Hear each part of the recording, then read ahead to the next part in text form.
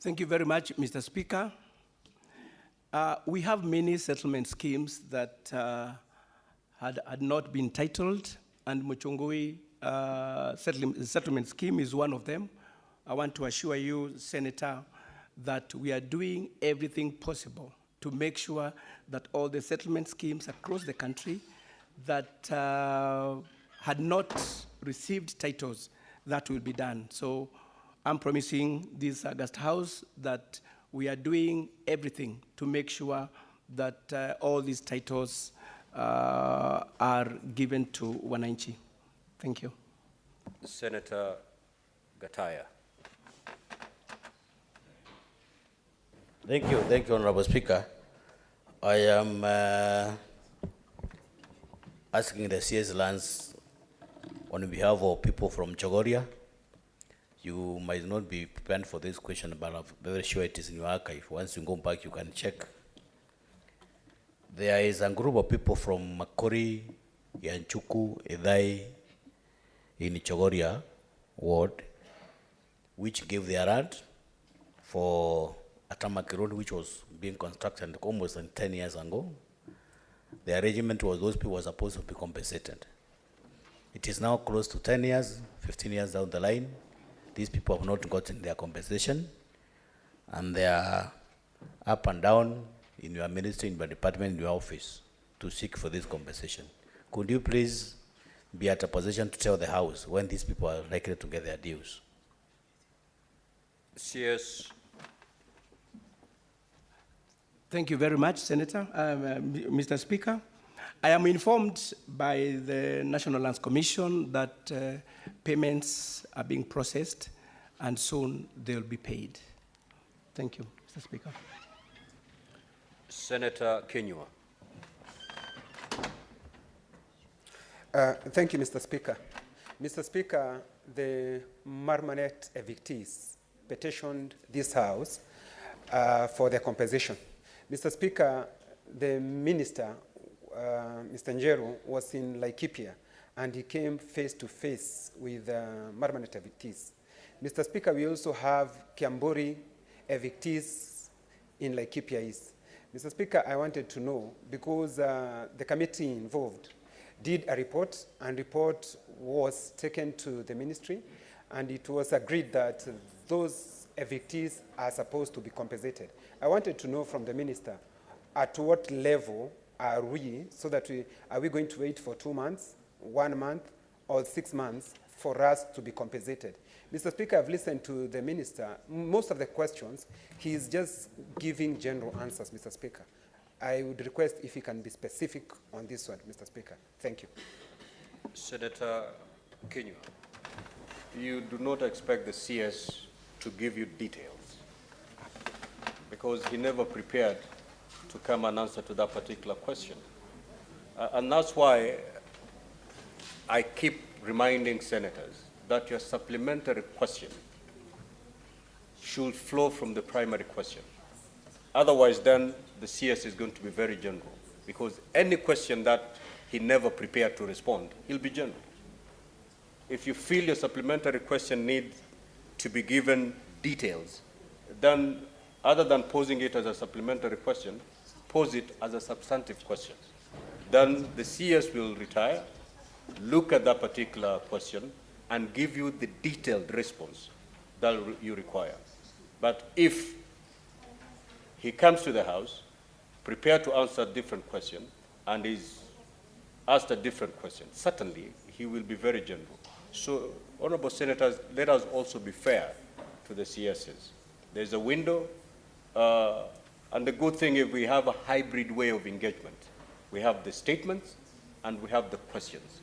If you feel your question needs to be given a very elaborate answer, please pose it as a substantive question. And Senator Kenyua, you said the matter is already before this House. This has been committed to the select committee of this House. The matter that you are raising a question.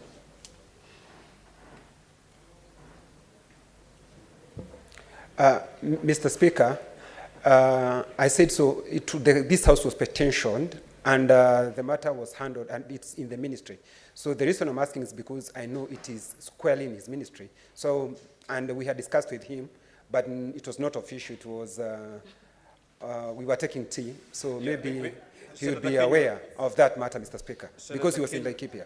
If the matter is still pending before a select committee, you cannot pose it as a question to the minister. Mr. Because if you read Standing Order 51B 3K, that a question shall not refer to proceedings of a select committee before the committee has made its report to the House.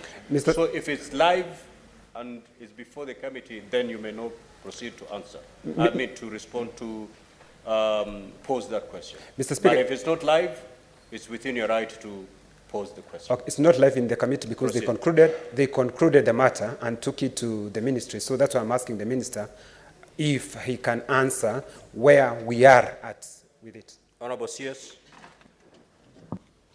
Thank you very much, Mr. Speaker. You've realized, Mr. Speaker, there's a lot of issues which are with NLC, National Lands Commission, and then there is no boundary to really separate the two, because what the Honorable Senator is asking is an issue to do with the compensation and the settlement by the National Lands Commission. So what I will do, Mr. Speaker, is that I will pick up that issue with NLC and see how far they've gone with that issue. Thank you.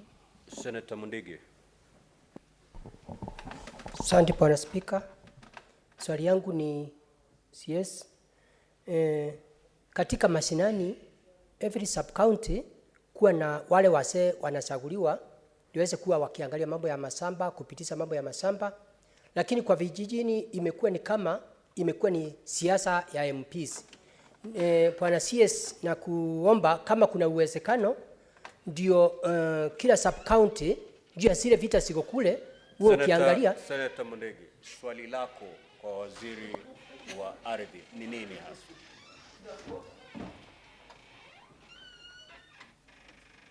Swali yangu tunakuomba as a senator, wale kamati wakichaguliwa tuwe kiwa kwa ile tuwe tukihusishwa, kwa sababu baadaye hiyo maswali tutakuwa tukijibu, kwa sababu imekuwa ni siasa wakichaguliwa MP na DCC wamekuwa ndio wanachagua watu. Unakumbuka ile mambo ilikuwa mbele South, wakati niligundua yale ukora wanataka kufanya mpaka ilipindi mpaka tukuishishe mpaka ukapeleka jina. Mundigi, hukupatiwa fursa ya kuhutubia Senate. Umepatiwa ruksa ya kuuliza swali. Umuulize waziri wa ardhi swali lako, si uhutubie Senate.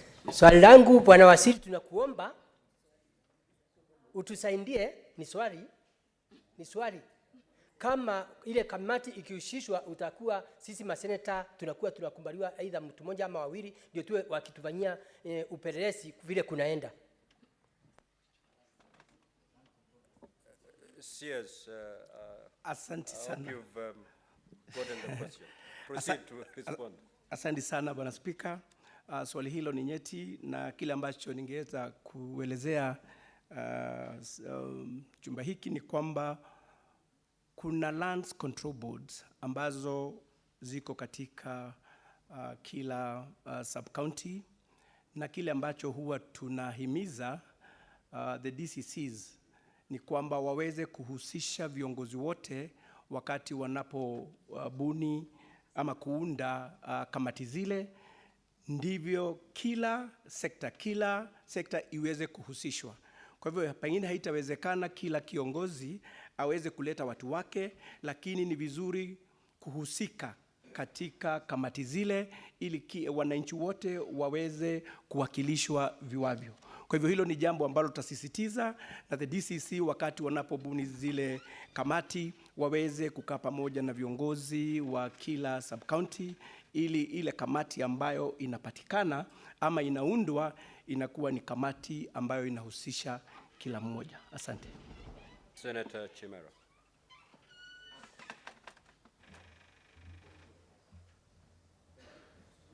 Speaker, for this opportunity. I just want to ask two questions to the Cabinet Secretary. Question number one, you spoke very ably of the issue on settlement schemes. Senator Chimera, you're allowed only one question. Okay, I stand guided, Mr. Speaker. One question. On the question of settlement schemes, I understand you've made your commitment as a ministry that you intend to make sure all those issues in settlement schemes are sorted out. We have the Golini settlement scheme in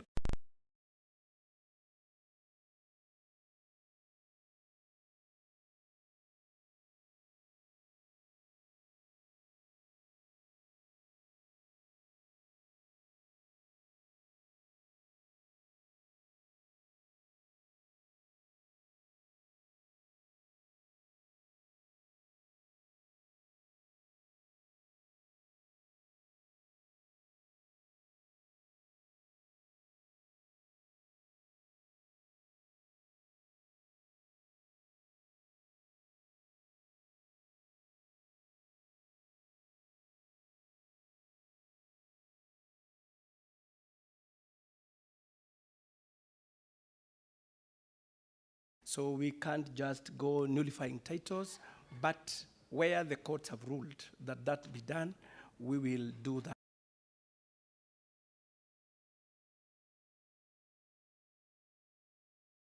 Any other issues where we have double locations of titles and all that, once we get the court rulings, we expedite immediately. Thank you. Senator Kavindu. Thank you, Mr. Speaker. My question to the CS lands is about Portland. Portland land was under lease, and lease is over. I know this matter is in court, but my question is, they took loan with KCB, and KCB is already going on with selling the land to the community. And yet we know once lease is over, the land should be returned back to the community through the county. Why is KCB selling the land to the community? And we know that land loans are insured. The insured should take care of the loan and not the community to compensate KCB. What are you doing about this, Mr. CS? Thank you. CS. Thank you very much, Mr. Speaker, and thank you for that question. I want to report that there is proper engagement between the ministry and the county government of Machakos. I have severally met with the county governor and the team, and we are trying to get into the core problems of the Portland land. And I can assure you, Honorable Senator, that that is an issue that as a ministry we are taking with a lot of weight, and soon we are going to sort it out together in collaboration with the county government of Machakos. Thank you. Senator Okanyuri. Thank you, Mr. Speaker. I also want to find out what the Ministry of Lands is putting in place to deal with the issue of multiple buyers, whereby sometimes this is a creation of the officers in the lands ministry, and this is notorious in Gusii region, where such cases have resulted in many unsolved murder cases which are in court now. Thank you. CS. Thank you very much, Mr. Speaker. It's true we have had problems with the double allocations, where you find one parcel of land has more than one title. And, Mr. Speaker, I want to assure this House that that problem will be sorted out once we are fully digitized. This is a process that we have started as a ministry. We have started with Nairobi registries, and soon we'll be rolling out the same program to other counties. We want to detach people with manual files, because that's where this problem of double allocation comes. So with digitization, I want to assure this House that most of the problems that we're encountering now on double allocation and other issues to do with lands are going to be dealt with. Thank you. Honorable Senators, we have expended slightly above, about 40 minutes on this particular question, and I believe we should leave it there. However, indeed, I've observed that the substantive primary question by the Honorable Senator Fatuma Dulo has not been given an adequate response. And the CS has actually confirmed that the information he has brought to this House is inadequate in as far as responding to this particular question. And he proceeded to say that he did not receive adequate information from the concerned commission, that is the National Land Commission. Despite his wishing to have the information has not been forthcoming. Now, Honorable Senators, we need to agree on the way forward where an independent constitution deliberately refuses to give adequate information to the ministry that is supposed to come before the House for purposes of responding to specific questions. As you're aware, our standing orders only allow CSs to appear before the House for purposes of responding to questions. And therefore, as a House, we cannot summon the NLC to come and respond to questions under Standing Order 51. However, Honorable Senators, if you look at Part 12 of our standing orders, it gives a hybrid, the questions and statements. Going forward, therefore, where there is an independent body or another body that we feel as a Senate ought to respond to specific questions raised by the senators and is unwilling to partner or to cooperate with the ministry in charge, then that particular body has to be summoned by the House Standing Committee. In this regard, I direct that the National Land Commission be summoned by the House Standing Committee on Lands to adequately respond to the issues raised by the Honorable Senator Fatuma Dulo. And the House will benefit from the report of the Standing Committee on Lands. Otherwise, if we just go by the response filed by the ministry, this particular matter will remain unresolved. And in her opening remarks, I think you heard the Honorable Senator Fatuma Dulo saying that this is her second attempt to get in this information. And therefore, NLC cannot hide behind these standing orders, that they cannot appear on question time, and therefore, even if they don't volunteer this information, they will be let scot-free. NLC will have to appear before the House Committee on Lands to give this information that the Senator has requested by way of filing this particular question. I so direct. Yes, Senator Chirange. Senator Chirange. Mr. Speaker, thank you. I think we are on a learning curve, Mr. Speaker. Still under the Standing Order 51, the entire of it, Mr. Speaker, and Standing Order number 1, where you have powers, you have ordered that the NLC should be summoned by the relevant committee. I need your direction where where a cabinet minister, only 2 directions, Mr. Speaker, appears before the floor of the House on the question that has been given 7 notice at least, and it doesn't have a substantive answer, number 1. Number 2, Mr. Speaker, sir, is where we have gum with the 51 7B, where we have asked a supplementary question. For example, I asked how many people have been compensated that were evicted in Nandi, for example, and he didn't have an answer. What happens to such question? Do we go to the relevant committee? Do we make it a primary question in future?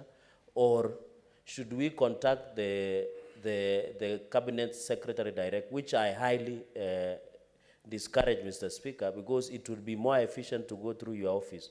So I need guidance on supplementary questions that we are raising, and the cabinet secretary does not have an answer.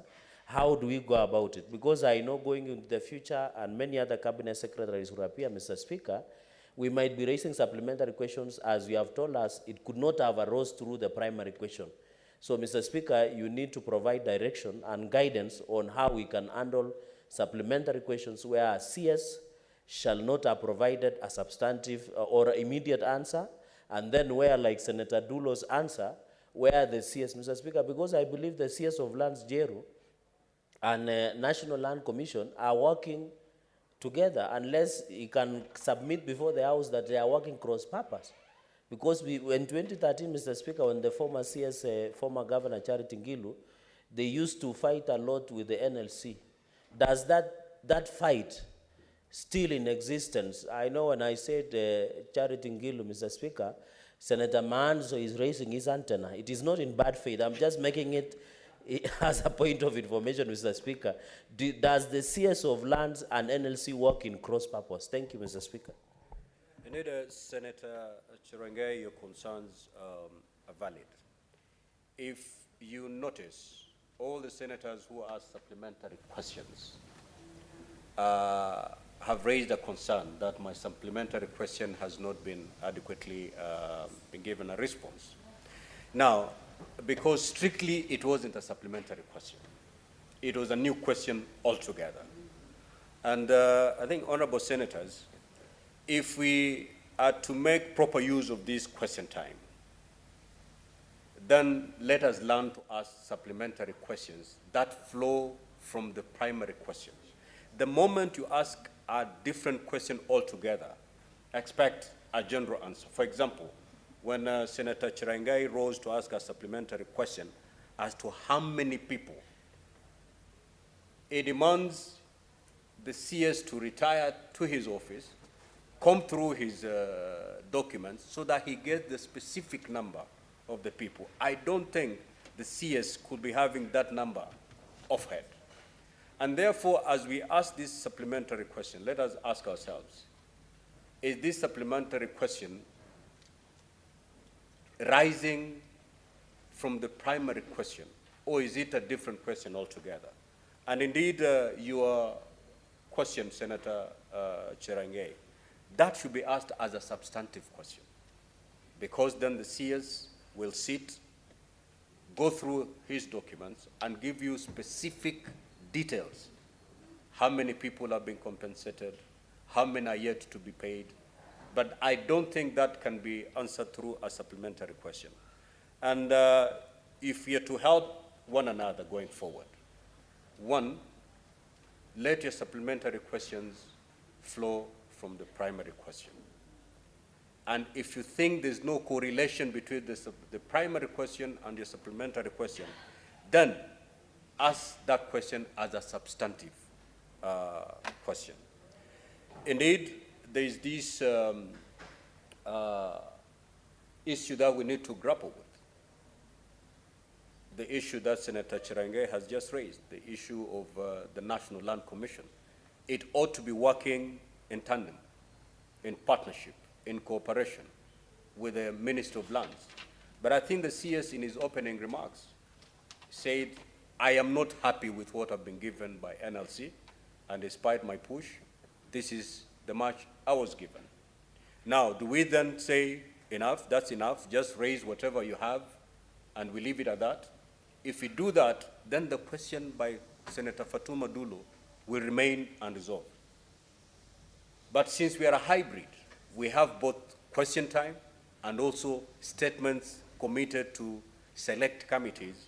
We can use the select committee and still end up having a very adequate response to the question by Fatuma Dulo. So in this regard, that's why I've directed that this particular matter be placed before the Lands Committee so that NLC can be summoned because NLC cannot be summoned pursuant to the standing orders on question time. However, we have that window where NLC can still appear before the select committee and be made to give details as required by the Honorable Senator for Isiolo. And I think that will be the avenue that we should take. Indeed, it's a learning curve, but in the next few months, we will certainly have learned to walk. Honorable Senators, just to wind up on the issue of this. Yes, Senator Boni. Yes, Mr. Speaker, I agree with you fully about the route to go hybrid. But let us not risk setting a precedent whereby cabinet secretaries will know that if I go and deflect the question, then I'll be free.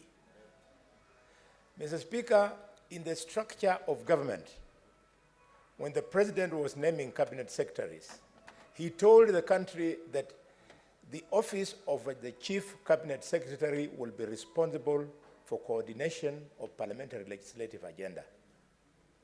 Mr. Speaker, this being the case,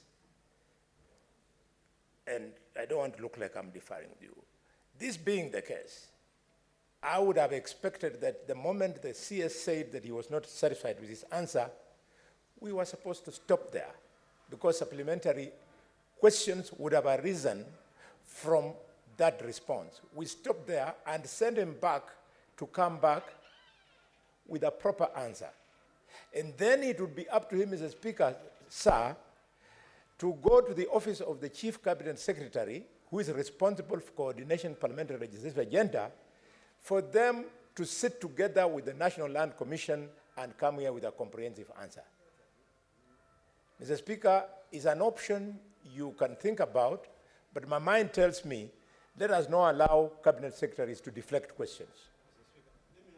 Senator Boni, why do you want to walk a long journey and yet you can actually summon NLC at the committee level? Why do you want to tell the CS to go back to the chief cabinet secretary so that they can have a tripartite meeting between the two and the NLC, craft a response, then they come here? Whereas under standing orders, the select committee on lands, I mean the committee on lands of this house can tomorrow summon NLC and get the information that is required. And mind you, Senator Boni, the big problem here is that these commissions are independent constitutionally. These are constitutional offices. And they have some kind of independence. To what extent can they be answerable to the ministry? Because if they flex that independence, then there's very little that the ministry can do. However, in this house, nobody can show that card of independence. Everybody is answerable to this house. And that's why it is easier for this house to summon NLC and still get all this information. NLC is not answerable to the chief cabinet secretary. If they flex that card of independence, the chief cabinet secretary will come here and say the very same thing that the cabinet secretary has said. So then why do we want to go that route? Let the committee summon NLC and let NLC respond and provide answers to the question that the Honorable Fatuma Dulo has actually posed. And I think the Honorable CS has been very candid, that immediately this matter came to me, I drew the attention of NLC.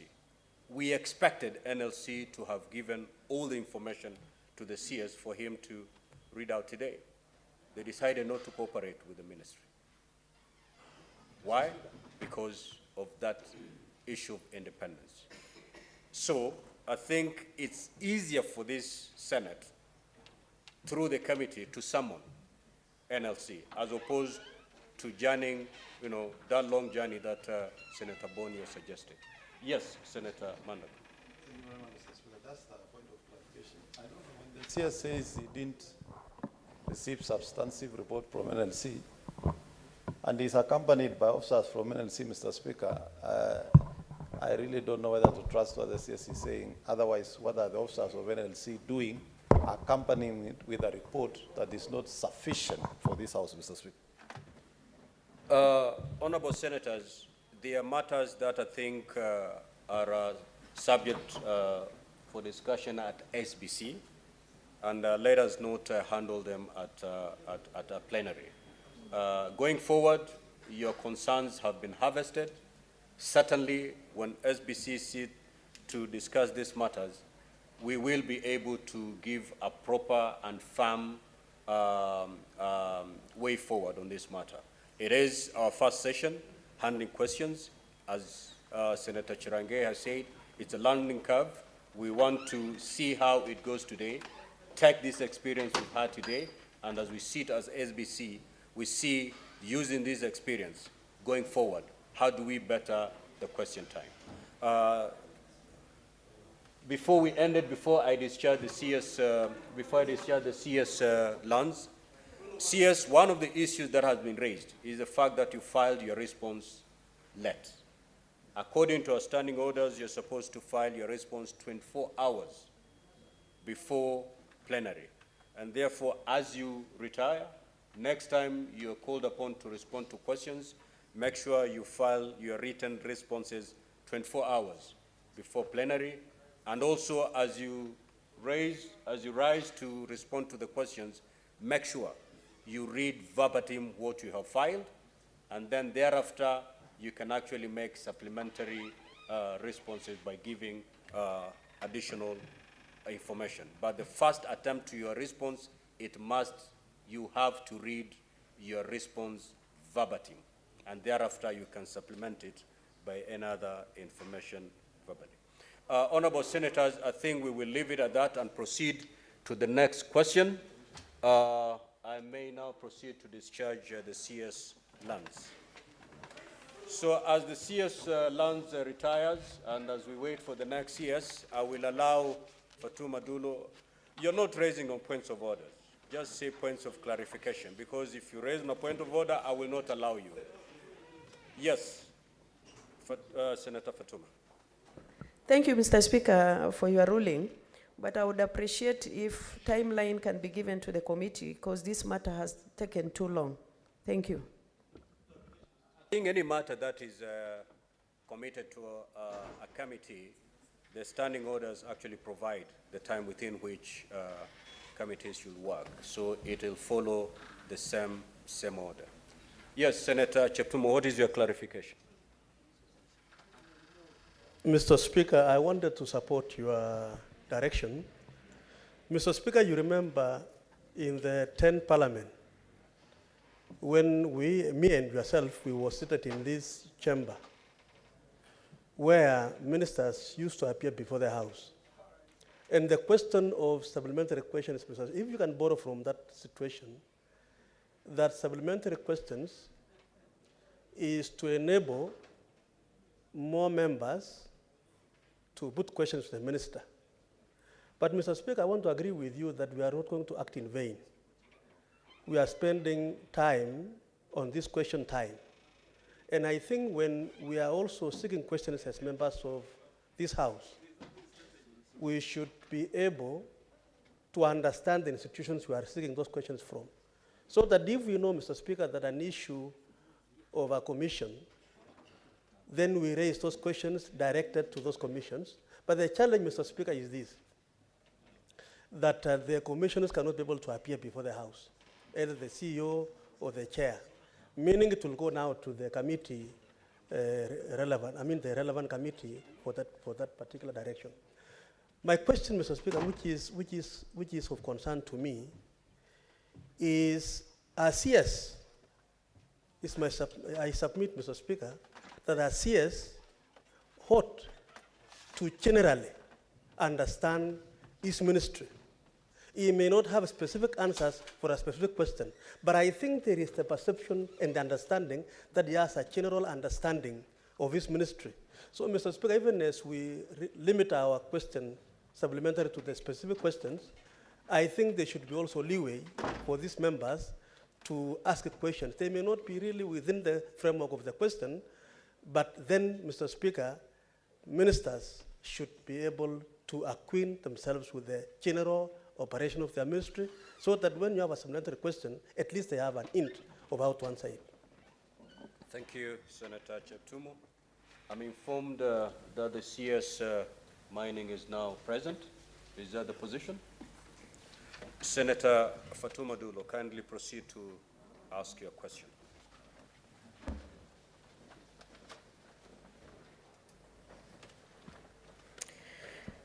Thank you, Mr. Speaker. Sir, I beg to ask the Cabinet Secretary for Mining, Blue Economy and Maritime Affairs, what is the rationale for the imposition of the existing moratorium on the issuance of mineral rights by the government?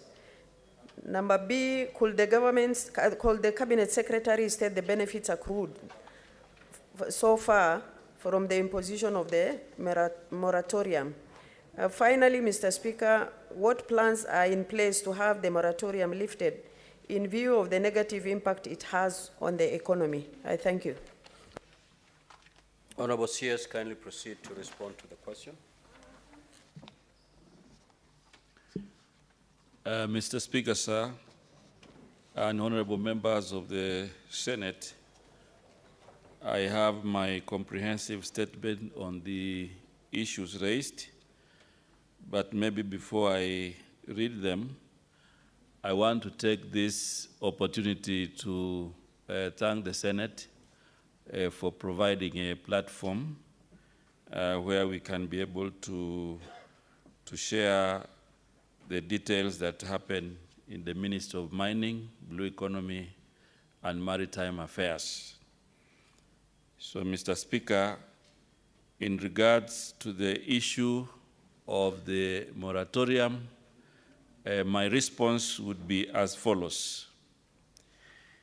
In December 2019, the then Ministry of Petroleum and Mining received communication from the head of public service communicating a decision by the National Security Council to hold issuance of new mineral rights. The letter intimated that the Council had considered that due to an ongoing national resource mapping exercise, there was need for the government to hold issuance of new licenses for exploration and mining. The rationale, therefore, Mr. Speaker, for the moratorium was to safeguard Kenya's national interests by developing the right data and eliminate speculation on availability of substantial mineral deposits.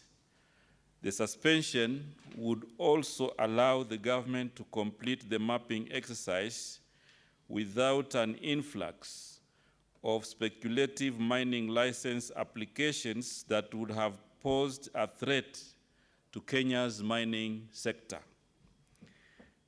The suspension was also informed by the need to address existing geological data gaps that have existed in the past without interference from private sector players. These gaps have resulted in losses as government is solely reliant on the private sector for provision of detailed geological data on mineral deposits upon application and grant of mineral rights. Further, the moratorium was perceived as a tool to assist government in better regulating the sector and avoid Kenya falling in the resource scarce trap. On the second part of the question, Mr. Speaker and honorable members, following the imposition of the moratorium, the government has had an opportunity and successfully instituted reforms in the management and regulation of the mining sector that has been beneficial to the country. Among the most outstanding reforms relates to the completion of the nationwide airborne geophysical survey and generation of a preliminary report which shows 970 mineral resource anomalies that require further confirmation. And honorable members, I want to confirm that we have this report for geophysical survey, which has shown 970 mineral occurrences across the country. The creation of a new State Department to explore Kenya mineral resources is an affirmation of the government's commitment to exploitation and management of its mineral resources. In fact, the department is a wealth creation department. It's therefore anticipated that the new department will better manage the sector sustainably, effectively, and for prosperity. Further, within this period, the department originated a cabinet memo on mineral processing and value addition, which has so far been approved by cabinet. Towards this end, the ministry has a draft mineral processing and value addition policy that will guide the sector towards this once it is concluded. Some of the value addition ventures that we have initiated are operationalization of the Voi Gemstone Center in Taita Taveta, initiation of a public-private partnership in Floster Company in Elgeyo Marakwet, and also Vihiga Granite Processing Factory. And there are many others that we are also doing across the country. In addition, the department has undertaken a comprehensive audit of all mineral rights holders with a view to cleaning existing data.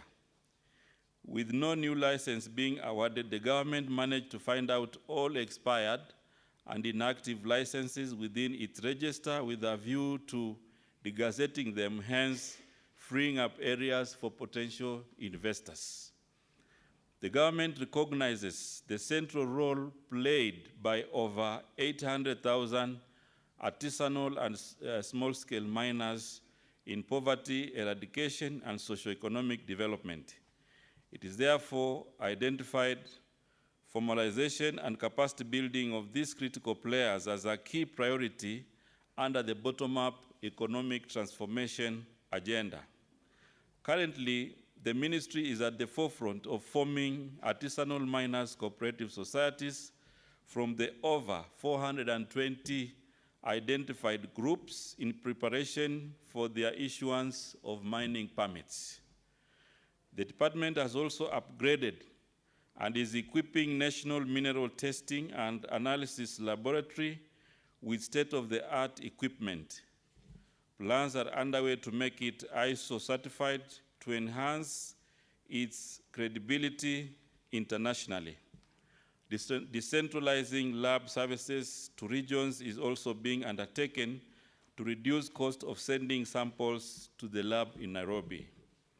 The department has been carrying out mapping of illegal areas, mining areas, profiling these activities, and is liaising with other government agencies to curb illegal mining operations and restore order, security, and associated gains through strengthening of the compliance, enforcement, and inspectorate functions.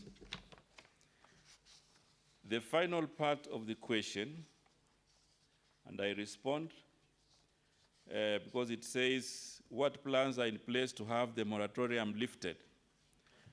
The department has put in the necessary safeguards aimed at sustaining the gains already realized and informed decisions for lifting of moratorium.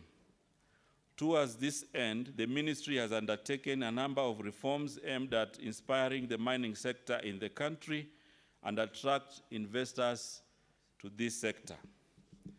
The initiatives being undertaken are the following. Number one, conclusion of the airborne geophysical survey and generation of a preliminary report identifying over 970 mineral occurrences across the country. Number 2, initiating the process of ground truthing in prioritized 16 counties with critical and strategic minerals. Number 3, concluded the development of an in-house, in-country mineral processing system, an online mining cadastre integrated with national institutions such as KRA, e-citizen, business registration services, among others. This will allow government broader control of all mineral rights and ensure timely issuance of mineral rights as stipulated in the Mining Act 2016. Number 4, instituted a comprehensive audit of all mineral rights and weeded out all illegal licenses, inactive, expire, idle, and speculative hoarding to free up areas for serious investors and concessions. Number 5, prioritize the formalization of artisanal and small-scale mining through formation of marketing cooperatives to enhance artisanal mining incomes, simplify their regulatory environment, and improve their mining standards. Number 6, prioritize exploration of critical and strategic minerals such as coltan, rare earth elements, manganese, nickel, chromite, uranium, chromite, graphite, copper, gold, and iron ore. We currently have dedicated teams undertaking ground truthing in a number of counties. This is aimed at having adequate data relevant to the investors' needs and enhance our pool for concessions. Number 7, initiated review of legal instruments governing the sector. The Mining Act is under review. The Mineral Value Addition Policy and Act is also under development. Explosive Act, royalty sharing framework to communities. Other regulations being amended are state participation, use of goods and services, local content, and mine health and safety regulations. Number 8, organized our geological data into a database for ease of use by potential investors. This is aimed at providing up-to-date, reliable, and critical information on mineral resources in the country. Number 8, digitized critical processes in the department, which include the online cadastre, the royalty collection or royalty management system, explosives insurance management system, laboratory processes, and also library management system. Strengthening of mineral audit and enforcement unit to eliminate illegal mining and mineral smuggling, and this is being implemented through a multi-agency approach. Then the last one, reorganization and resourcing of regional offices. This is aimed at empowering the artisanal mining committees to facilitate issuance of permits to artisanal mining committees. These initiatives, Mr. Speaker, coupled with the just concluded airborne geophysical survey, will definitely open up the sector to serious investments and see the sector become a major contributor to socioeconomic development of our country. Finally, Mr. Speaker and honorable members, the ministry is very positive that the reforms it is currently undertaking will catapult Kenya into a desirable mining investment landscape and attract the best in mining. The ministry is enlightened that the availability of critical and energy transition minerals is also an opportunity to cash in on the high demand for these minerals. In addition, the department has undertaken a comprehensive audit, and therefore we hope that all these reforms will be able to make this sector more valuable and a wealth creation in our country. Mr. Speaker, I submit, and thank you very much for the time. Senator Dulu, do you wish to exercise your right to ask 2 supplementary questions? Or if you have none, then I proceed to call the other senators. Mr. Speaker, thank you very much for this opportunity, and CS. I wish to ask supplementary questions, or maybe, I don't know how many you can allow me to ask, only 2. Now, the CS has given an elaborate strategy on how they are going to improve the sector. But according to me, Mr. Speaker, the government over the years have really neglected that particular sector. And I wish the uplifting of moratorium, because this is really beneficial to the communities, especially in northern Kenya, where we are losing a lot of revenue. When specifically are you planning to uplift moratorium? Number 2, are you aware that there is so much smuggling of special minerals in this country, especially for those areas that you have carried out or given out licenses? I thank you. Honorable CS.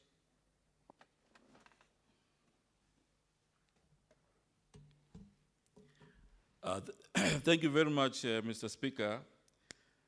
First of all, I want to say that this mining sector, as I said earlier, is a wealth creation sector. However, it will not be beneficial to our country if we don't have initial investments. And therefore, whatever I presented here, Mr. Speaker and honorable members, are the key reforms that will make this sector more beneficial. Initially, this mining sector did not even have data. And therefore, the government relied on... Honorable CS, maybe I helped you by rephrasing. The questions, the 2 supplementary questions are, 1, the honorable senator wishes to know, when are you going to lift this moratorium? Specific date as to when you're going to lift this moratorium. Secondly, are you aware that there has been so much smuggling of mineral wealth from this country? Those are the 2 questions that the honorable senator wishes you to respond to. Thank you, Mr. Speaker. I was coming to those questions, but I wanted to put some context so that when I make the response, then it is properly located. So I'm properly guided. I think the reforms that we had mentioned earlier in my statement, the geo survey, which was very critical, is now complete. We now have a report. The Cadastral, which is the online application, is now complete. We have integrated it with the e-citizen. And in fact, we have only 2 areas to conclude, integrating it with the land stamp duty. And then now, the key area was also to make sure that we have a functional lab at Madini House, which we should be complete in the next 1 month. So I think the date when we are going to lift the moratorium, I can comfortably say that before end of June, we should be able to lift the moratorium because of the other reforms that I have said we have completed. Then secondly, on the issue of smuggling and basically the entire topic of illegal mining, yes, we are aware because we have had a comprehensive process where we have been sending our teams, multi-agency teams in each county, so that they can be able to identify the illegal mining activities. And I know also one of the counties we have identified is Isiolo County, where we have illegal immigrants to the tune of around 3,000 doing illegal mining. We have also quite a number of counties, including Kilifi, where we have challenges of smuggling, manganese, and many other minerals. And these next 2 days, we are actually the team is concluding this report, and we've agreed with our colleagues in Defense and Interior to take action so that we can flush out the illegal smugglers and immigrants doing illegal activities. So I think in the next few days, I want to assure the House here that we'll be taking stern action on those doing smuggling and illegal mining activities. Senator Boni, you keep it short, and CS, as you're responding, just keep it under 1 minute. Mr. Speaker, my concern is about raw materials, be it iron, mineral metals, and so on. What is the minister doing to ensure that the strategy that has impoverished Africa, and Kenya in particular, over the years, whereby we export our raw materials, does the ministry have a strategy of ensuring that we move from trading in raw materials, but trading from materials, mineral materials, which we have processed? And finally, Mr. Speaker, with your permission. No, you only allow that was 1B. I had said 1A. So I was going to 1B. Honorable CS, proceed to respond. Thank you very much, Mr. Speaker. I want to inform the House that we've already submitted a cabinet memo for mineral value addition and mineral processing. And that memo has already been approved. Because what we want to do, Mr. Speaker and honorable members, is to ensure that we cushion our country to exporting of raw materials. There are a lot of minerals that we can add value in country, and that is why we've already been granted approval to go ahead and do a mineral value addition and processing policy, which is now in progress. Additionally, Mr. Speaker, we have also mapped out the country and identified areas where we will be putting up value addition investments. One of the areas, for example, in Western Kenya is Kakamega, where we have identified Kakamega for gold value addition. We've also identified Vihiga for granite processing. We have also identified Taita Taveta for gemstone processing, and I think that one very soon we should be able to roll out its implementation. And we have continually also identified other areas across the country where we will have value addition centers. And the reason we are doing this is basically to create jobs, but also to enhance revenues for the country, so that when we have mining, then we can also have value addition in country to create jobs, but also to make sure that the mineral products arising from mining can also be added value, and they can go to the world when they are finished products or a percentage of processing has been done. So I think I want to assure Kenyans that that process is ongoing, and very soon when we roll out public participation on this particular process, we should be able to make sure that we involve everybody to make suggestions, but we've already decided that going forward, we will have, we don't want a situation where we send all our raw materials and then we can't buy them when they are finished products. In addition to that point, I think we've also identified other low-hanging fruits. For example, in limestone, gypsum, there's no reason why Kenyans should be importing clinker when we can even process here in country. And I think this particular policy and regulation where we're talking about the value addition will be able to help us in that direction. Thank you, Mr. Speaker and honorable members. Senator Mungatana. Mr. Speaker, I want to thank the Minister or Cabinet Secretary for the answers he has given. And he has told us that there is a review of the policies. In fact, that is why there was that moratorium. He has also told us that there's a geophysical survey that is now complete. Mr. Speaker, what I wanted to find out from the Minister, Tana River is mining gypsum in Bura area, Chardende, in Bura constituency. Mr. Speaker, there is no benefit at all to the locals who are there. In fact, it is people from outside Nairobi and wherever who come there, they exploit the minerals and they go away. What we have are huge holes, Mr. Speaker. Our animals fall inside, our children fall inside. In fact, during the rainy season like this, those become very dangerous areas to go.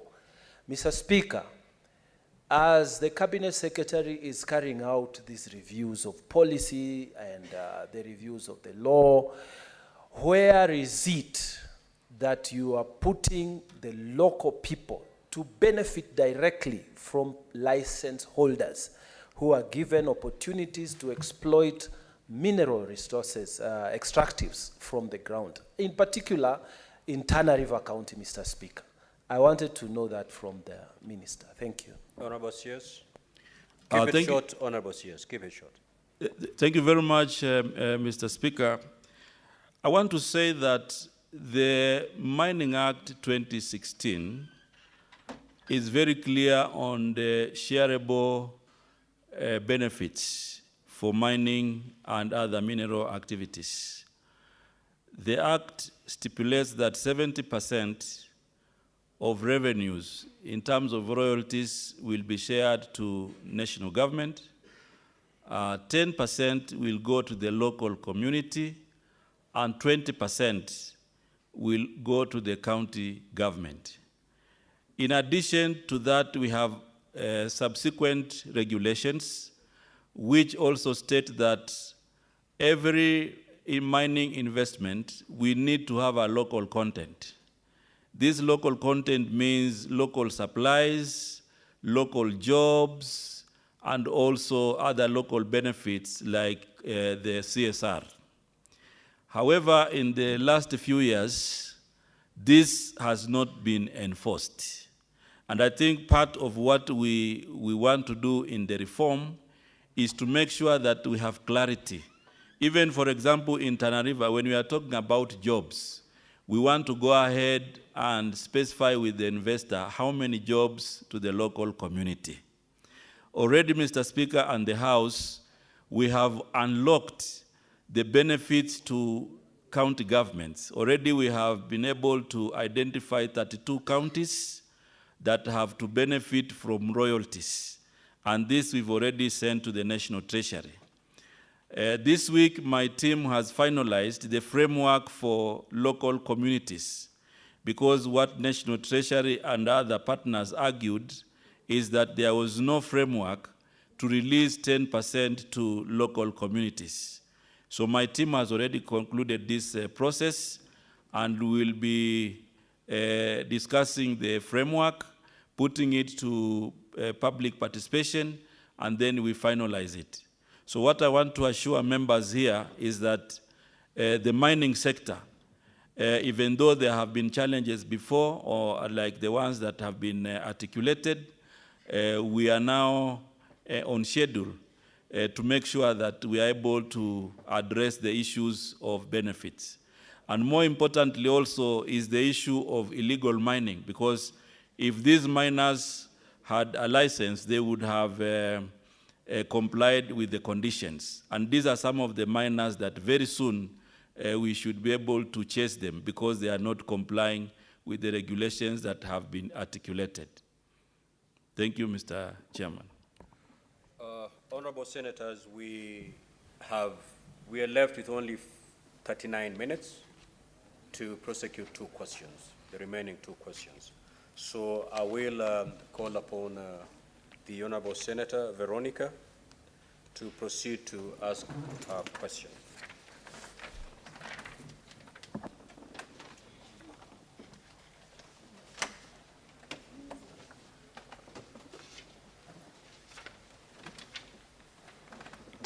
Honorable CS, I first want to thank you for taking time to come to the August House to respond to the questions that have been brought to your ministry.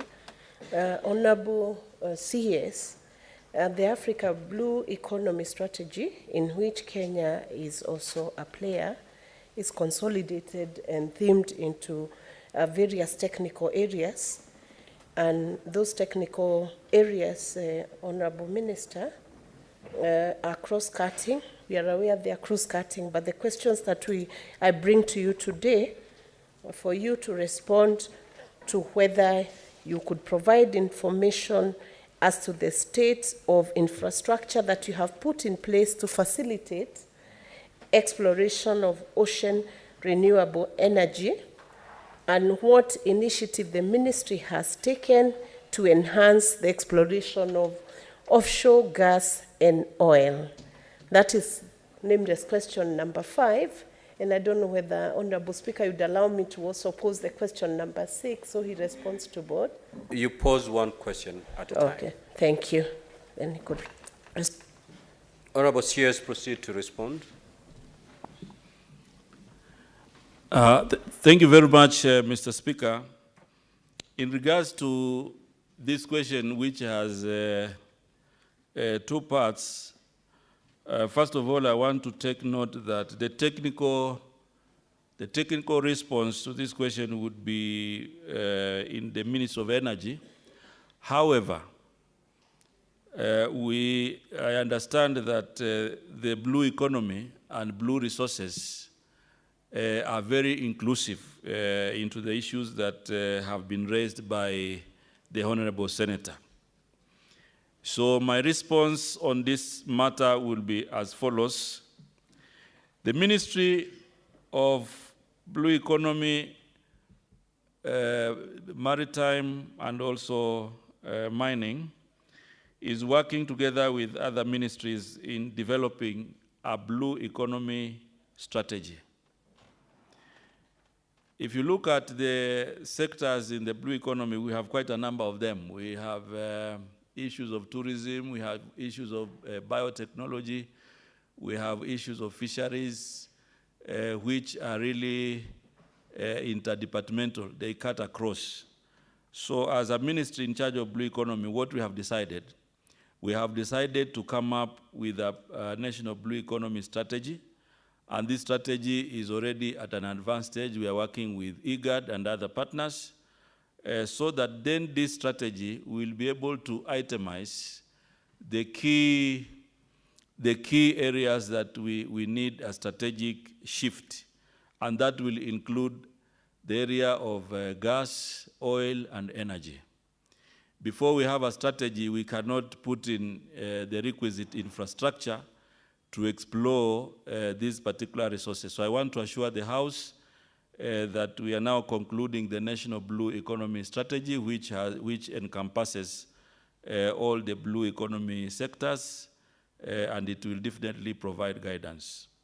The other item, which is also very critical, we are doing a marine spatial plan, and this marine spatial plan will definitely help us to organize the blue resources, especially in the Indian Ocean, so that even when we are talking about gas and oil, we can specifically locate this particular resource in the Indian Ocean.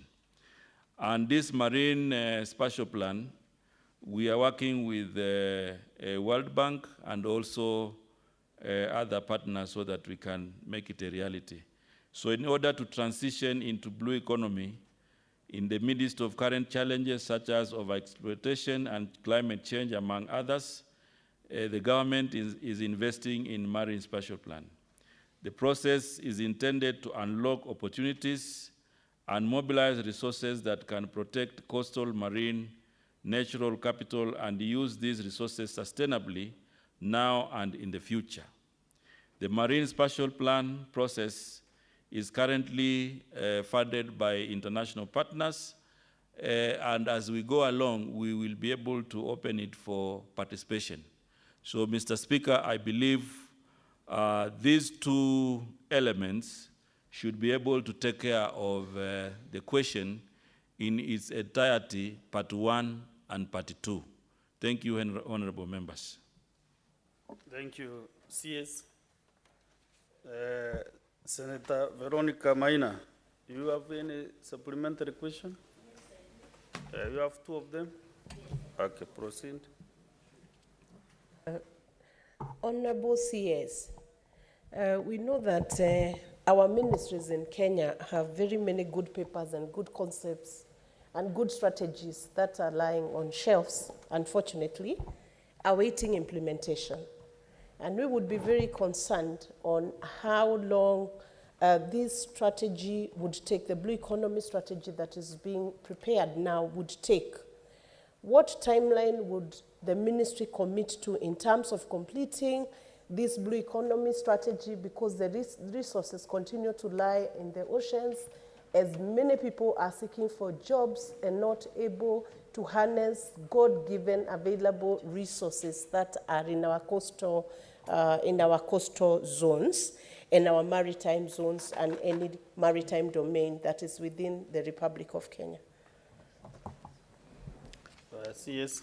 Thank you very much, Mr. Speaker. I want to say that the national blue economy strategy is in its final stages of completion. So it will not take years. It will only be taking us another 2 to 3 months, and then we'll have it completed. In fact, most of the work has been done, but we want to be as inclusive as possible so that we don't miss any stakeholder. So we already have a draft, which we have already given input, and I think in the next 2 to 3 months, we should be able to complete the strategy. Then secondly, on the marine spatial plan, again, we should be launching its groundbreaking in the next financial year in July. Right now, we are putting in place the various stakeholders and agreeing on the process, and then we should be launching it to begin in the coming financial year. Thank you, CS. I'll allow a few senators to ask just one question, supplementary question, each. Oh, I thought you did the two of them simultaneously. The spatial planning and the strategy. Okay, proceed and ask the second question. Honorable CS, there are other nations which have developed their blue economy to a point where they have grown very rich and their economies are very strong. A nation that I would give as an example being Norway and the US, Honorable CS. And they already require resource, a human capital resource that Kenya already has. What has your ministry done to ensure that Kenyans can still enjoy working and being prepared to come in and harness the resources in our seas by working in other zones where jobs are available for seafarers? CS. I think the question goes beyond the earlier response, but Mr. Speaker, I will request to respond. Through the State Department of Maritime and Shipping, we have a program for seafarers. And we normally train the seafarers through the Bandari Maritime Academy. And last 2 weeks, we were able to flag 500 seafarers who are destined for different regions. Some are going to work in the US. Some are going to work in countries in Europe. Some are going to work in South Africa and different parts of the world. Honorable members, that program is ongoing. We flagged off 500 last 2 weeks, but the program is ongoing. So I want to assure the Honorable Senator that Norway and US and many other countries, when it comes to Kenyans working there, our Department of Maritime and Shipping is very critical, and we are already running that particular program alongside agreements that we've had with international shipping lines, so that after training, then our young men and women can find jobs in ships. I think what I would wish to say in this particular program of seafarers and training Kenyans is the issue of more resources, because after training, they are supposed to have practicals or what we call sea time, and these are areas that we will need to invest so that our young people can benefit from this program, and especially upgrading and resourcing the Bandari Maritime Academy so that it can handle much more of the requirements as stipulated by International Maritime Organization. Thank you very much, Mr. Speaker. CS, thank you. CS, from your submissions, you are very generous with the information. I want you to be taking a minute or so, because we have some few minutes for supplementary on this particular question, then we proceed to the last question for the day. So I want to give Senator Mofaya Kataya Mwenda. Thank you. Thank you, Honorable Speaker. I'm happy that CS recently flew to Taraka. I happen to come from Taraka. I'm the Senator for Taraka County. You flew to Kidhiori, where we have an historical iron ore, which has seen quite a number of governments, from Kenyatta government, Moi government, Kibaki government, Uhuru government, and this now we have this government. And then you flew all the way to Marawa, and of course, I'm very sure you must have identified some rich sites for those iron ores. So people from Tharaka would want to know what assurance is there that this time round we are not going to see governments come and go without having these things exploited to the maximum. And what is the potential of these sites? Do we have think like maybe they can sustain an economy, maybe from the background? Yes. Mr. Speaker, thank you very much, Honorable Senator from Taraka. And it is true, I visited Taraka recently and many more counties that I have been visiting. And the objective of visiting Taraka County was basically also to confirm two things. One is the iron ore, which we visited in Kidhiori. And from our report, Taraka has also had occurrences of copper and also lime. So the process that we are undertaking after the visit is exactly what you mentioned, confirming or ground truthing, so that we can be able to know, is the iron ore in Taraka of economic value? Is copper in Taraka of economic value? And if yes, then our plans is to make Taraka the center for investments in copper in the eastern region. So I think this is a process which is ongoing, and my technical team will be going back so that they do the ground truthing and confirm.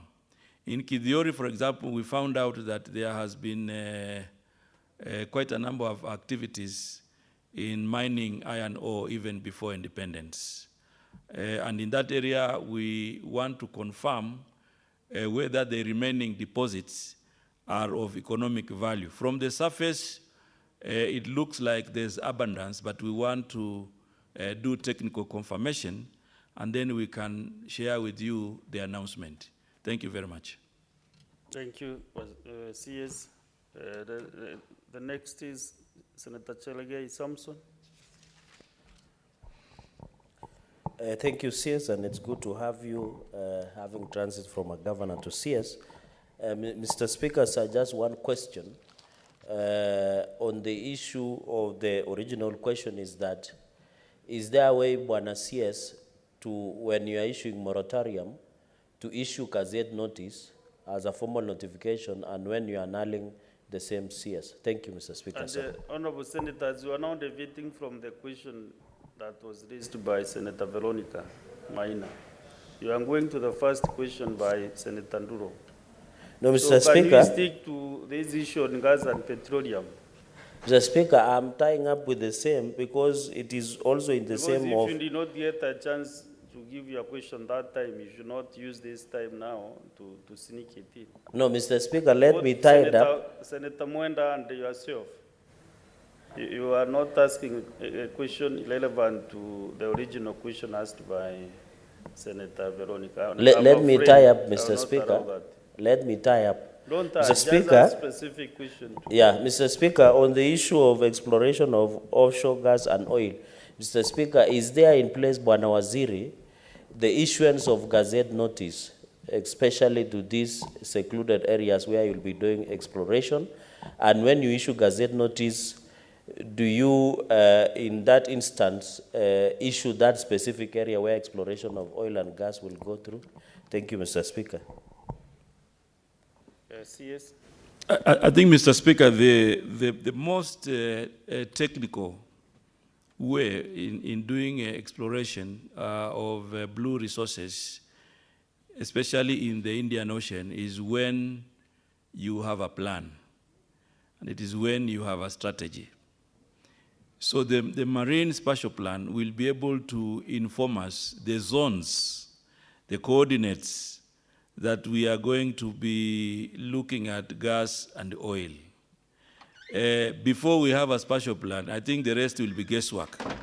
So I think what we have said here is that the ministry would wish to work on the national blue economy strategy, which is almost complete, and then the marine spatial plan, so that within the Indian Ocean, you don't just send people to do scoping where they don't have any guideline. And I think the marine spatial plan will be very critical to allow us even to know where we can do the gas and oil exploration. And when we arrive at that point, we will be able to rope in our colleagues in Ministry of Energy, because they are the ones now who have expertise to be able to roll out that kind of exploration. So I think that is how we think we should be moving forward. And I want to assure Kenyans that the Marine Spatial Plan, the National Blue Economy Strategy will be very critical to guide us, because there are quite a number of activities within Blue Economy that are not necessarily in my ministry, but my ministry can guide the other ministries to be able to inspire the economy through those activities. For example, there are quite a number of areas we've identified for cruise ship tourism, which is in the Ministry of Tourism. So once we identify the sector, then we provide the technical and the strategic information, and then the other ministry can take it up from that level. Thank you very much, Mr. Speaker and honorable members. Therefore, honorable senators, there are a few senators who have their questions, supplementary questions. But let me ask Senator Veronica to ask her last question, then we can tie the two questions.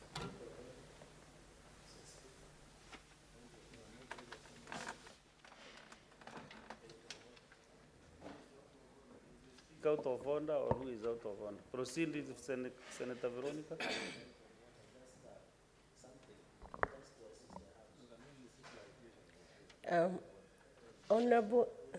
Honorable CS, I have another question that is broken down into 3 sections.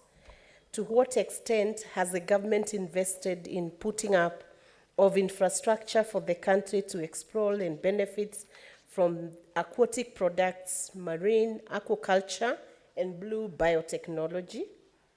The second part of it, could the Cabinet Secretary provide the number of Kenyan-owned fishing vessels registered to operate in the exclusive economic zone, and state the measures put in place to enhance the participation of and investment by local fishermen in the marine exclusive economic zone?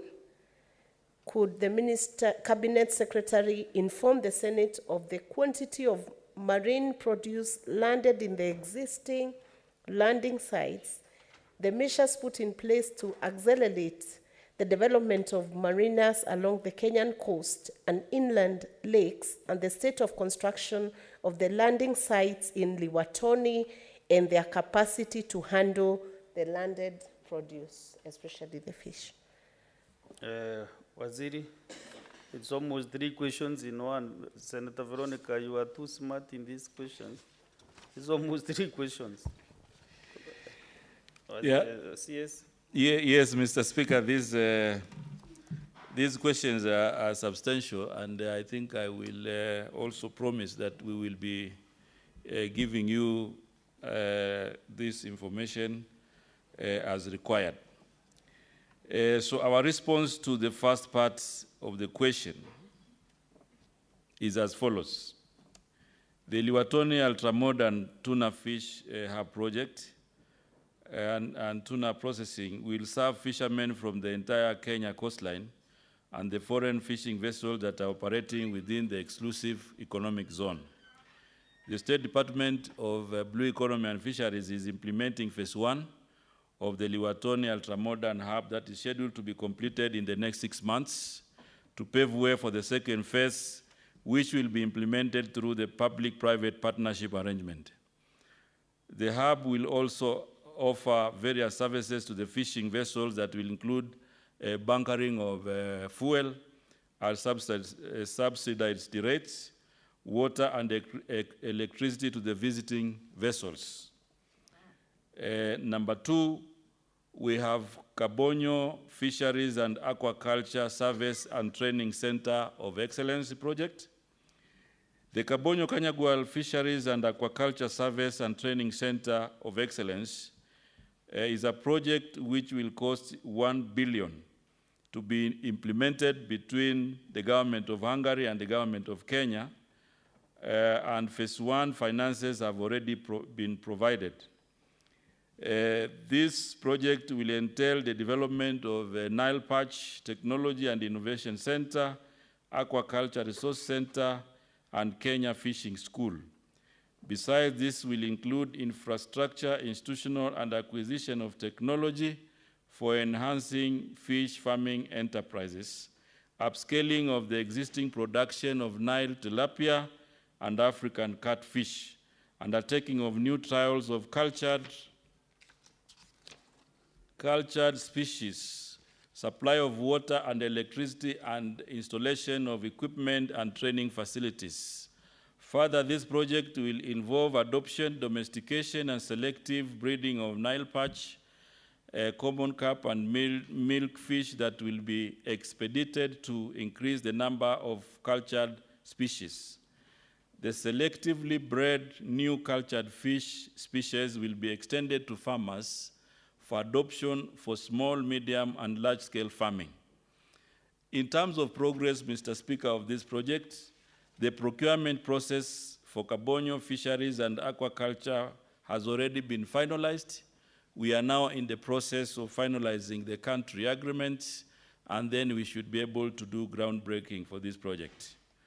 The other project that relates to this question is the Aquaculture Business Development Project, and this is a 14.9 billion GOK and IFAD-funded project being implemented in the counties of Nyeri, Meru, Kirinyaga, Embu, Taraka, Kajiado, Machakos, and Kiambu in the central region, and Kakamega, Migori, Homa Bay, Busia, Kisii, Kisumu, and Siaya in the western region over a period of 80 years, with the objective of increasing income, food security, and nutritional status of the rural poor. The program is enhancing smallholder aquaculture production by providing aquaculture inputs, which include pond liners, fingerlings, predator nets, fish feed, smallholder aquaculture value chain development, and providing aquaculture sector and enabling environment and support services. The other project that relates to this particular question is a Government of Kenya and World Bank funded project, which is dubbed Kenya Marine Fisheries Socioeconomic and Development Project. This is a 5-year project jointly funded by the two institutions at a cost of 10 billion and is implemented in the 5 coastal counties of Kwale, Mombasa, Kilifi, Tana River, and Lamu.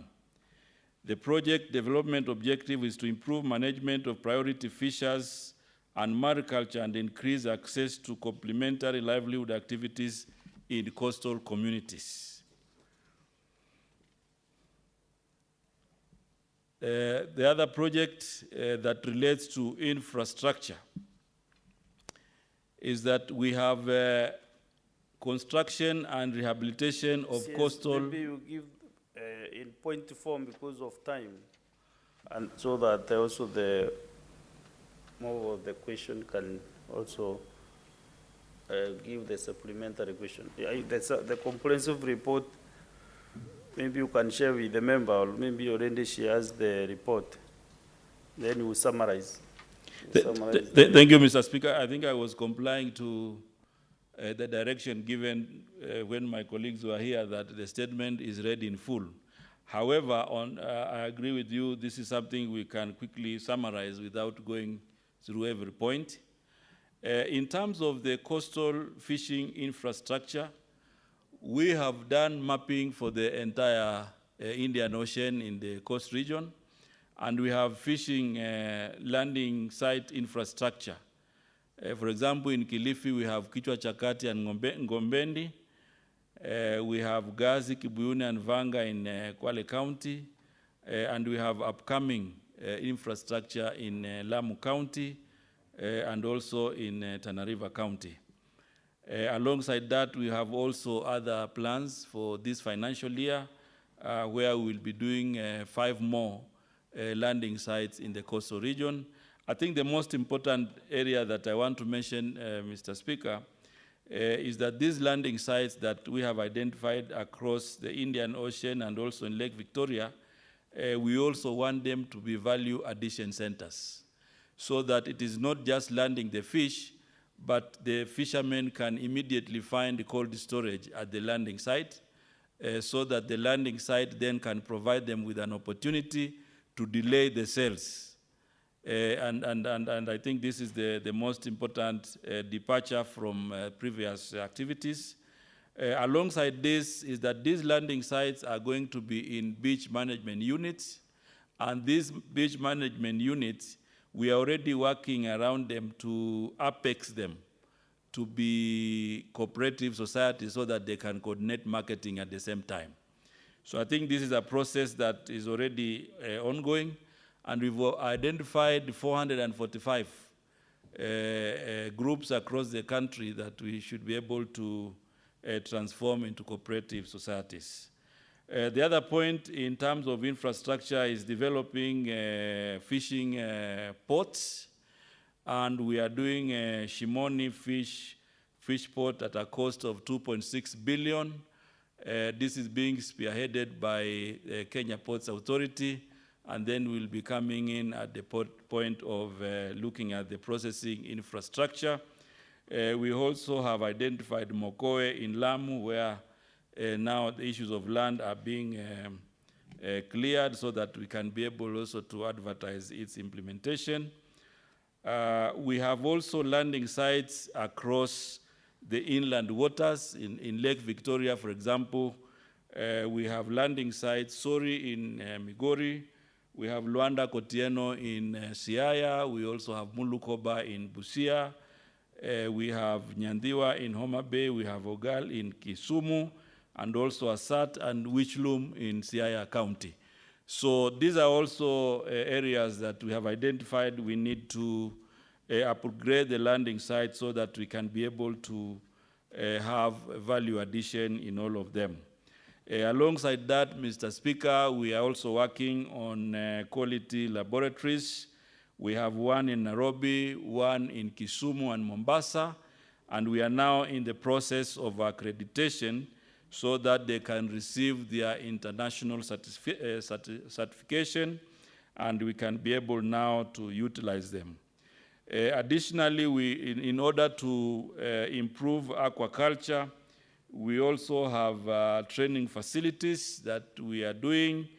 We have Sagana in Kirinyaga County, which will be supporting in the area of aquaponics. And then we also have Kiganjo, which is also going to add value in terms of cold water rivers in Kenya. To grow the blue economy, we have also identified areas that we need capacity building, and therefore we have a National Mariculture Resource and Training Center, which will also be running through a public-private partnership once it is completed. And this is a project which we are doing in Shimoni in Kwale County. The issue of marine security is also very critical, and therefore we have a monitoring, control, and surveillance program where we are trying to empower and build the capacity of our surveillance teams, including Coast Guard, to be able to manage the industrial fishing in the exclusive economic zone. And recently we were able to launch 6 boats at a cost of 306 million, which are going to add to our fleet to improve our surveillance in the Indian Ocean. And in this particular function, we are working together with our colleagues in defense and our colleagues in interior so that we can make it safer to fish in the Indian Ocean. Then we have another program which we are working with the European Union, a program which we call Go Blue, and this is focusing on empowering the artisanal fishermen. We've already handed over 8 boats to Kwale County, and next month in May we are handing over 18 new boats to artisanal fishers so that they can improve their fisheries activities. We have also a number of interventions, Mr. Speaker, which also include solar cooling and dry technology. And this we are looking at technology of using solar for a cooling and drying system. We are piloting this program in Mwazaro and Vanga in Kwale County. And basically what we are doing here is to have a cold chain of containers that use solar technology. We also have a focus on seaweed farming, which is targeting women, and this is a program which is also doing very well, and we are going to be scaling up to other areas. We have a research station in Taraka that we want to enhance so that we can be able to tap on the river waters, especially the Seven Forks and Tana River, so that we can develop the fisheries potential in the Mount Kenya region. We also have a program in Siaya on women in blue economy, which is focusing on enhancing their skills to be able to inspire their potential in Lake Victoria. And also in Lake Turkana, the government of Kenya and the Democratic Republic of Congo, we have a unique species of mango tilapia, which is being exported to DRC because that is where we have the market in Kinshasa and Lubumbashi. So this is an area where we have also identified and we need to work with the county government of Turkana and Marsabit so that we can be able also to inspire this idea of cold storage. We've already agreed with the government of Netherlands that we'll be able to work together on a 1 billion project to inspire fish production in Lake Turkana. The ministry is also working with different interest groups in mini processing plants in Migori, Kakamega, Nyeri, and Meru. The other part of the question, which is asking us to declare how many vessels we have in the Indian Ocean, according to our management plan, because every time as a member country of the IOTC, we have to submit a fleet management plan, and our management plan states that we will need to deploy 72 vessels in the exclusive economic zone. These are 54 longliners and 18 Parsenas, and already we have local businessmen who are also fishing in the EEZ. We have 7 vessels that are currently deployed in the EEZ, and they are also doing industrial fishing. Of course, this is an area which I want to tell Kenyans that it is an area we really need to invest in, because this is where the money is in terms of fisheries, and that is why we are working to have Liwatoni to function so that we can be able to inspire many more investments in the EEZ. Honorable CS, actually, I followed your report. It's comprehensive report that was submitted to the member. And because of where we are this hour, I ask Senator Veronica, are you satisfied with the elaborate answer from the CS? Speaker, I want to say a big thank you to the Honorable CS for the very comprehensive responses he has given. They are very impressive, and I hope they follow up to track it. I am satisfied, but where I'm not satisfied is the amount of time that has been given to this CS. Maybe we will restructure it in SBC so that for such presentation, Mr. Speaker, it would change the economy of this nation. We are looking for answers, and the answers are here. But maybe the public is not even aware of the resources that are being held out there, and they are busy still looking for resources on the land, Mr. Speaker. So maybe when we call such a minister again, if we have more time for the minister to present, as you are listening, you have even heard of Taraka. Maybe you did not know, Honorable Speaker, that Taraka is being mapped in Meru for fishing and for new resources that members may not know. So thank you, Honorable CS. I'm satisfied, Honorable Speaker. Honorable CS, you can make your concluding remarks. But this information, Honorable Senator, you can really do a lot with it. You can bring it back here through some a different report, which we can really adopt as the House and get the way forward on our marine issues. So, Honorable CS, thank you for your time. Maybe I want to give you 1 minute. Thank you very much, Mr. Speaker and honorable members. I want to take cognizance that this is a very good opportunity for interaction. And just to concur with what the honorable senator has suggested, you know, Mr. Speaker, I have 3 state departments that are very comprehensive. Mining, then blue economy and fisheries, and then shipping and maritime. It will be important to mention at this point, for the benefit of this House, when the questions are structured, I think it is important that we don't combine the State Department so that we can have more time to interact, because this ministry is a new ministry, but this is where the future of the country is. So I think it is important that we, in the future, we can give time to each State Department so that we can be able to share with you some of the progress and some of the strategies that we are already making. Some of the strategies we are doing require legislation, require the participation of both houses of Parliament, and therefore it would be important to give it more time in the future. And even, you know, some of the issues here, I hurriedly summarize them, but they will be critical to inform Kenyans on the direction of mining and blue economy.